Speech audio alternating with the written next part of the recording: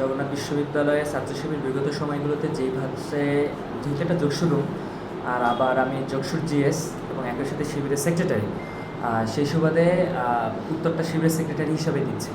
ছাত্র শিবিরের ব্যানারেই প্রোগ্রামটা ছিল। ব্যানারের এবং সেই দিনের প্রোগ্রামের ডেকোরেশনটা শিক্ষার্থীদের চাহিদায় মানে অনেক সুন্দর ছিল।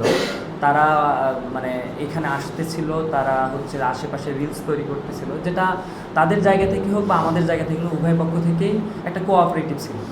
আমরা কোনো এক সময় ইফতারের প্রোগ্রাম শেষ করে যখন আমরা ফিরেছি, কোনো এক সময় থেকে আমাদের এই যোগসুর সাহিত্য সংস্কৃতি সম্পাদক তাকরিম ভাই, তাকরিম সে হচ্ছে একটা ভিডিও ছাড়ছে, যদিও সে ভিডিওটা কিছুক্ষণ পরেই সে ডিলিট করেছে এবং এটার জন্য সে আন্তরিকভাবে দুঃখ এবং ক্ষমা প্রকাশ করছে।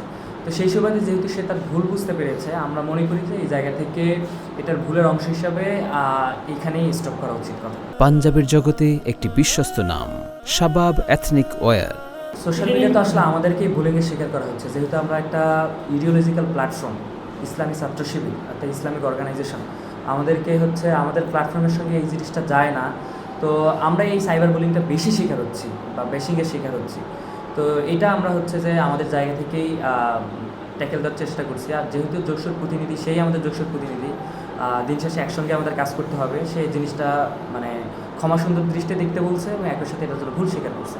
তো এটার জিনিসটা এখানেই। আচ্ছা ভাই, এটা কি কোনো উদ্দেশ্যপ্রণীতভাবে ছিল নাকি অনাকাঙ্ক্ষিতভাবে?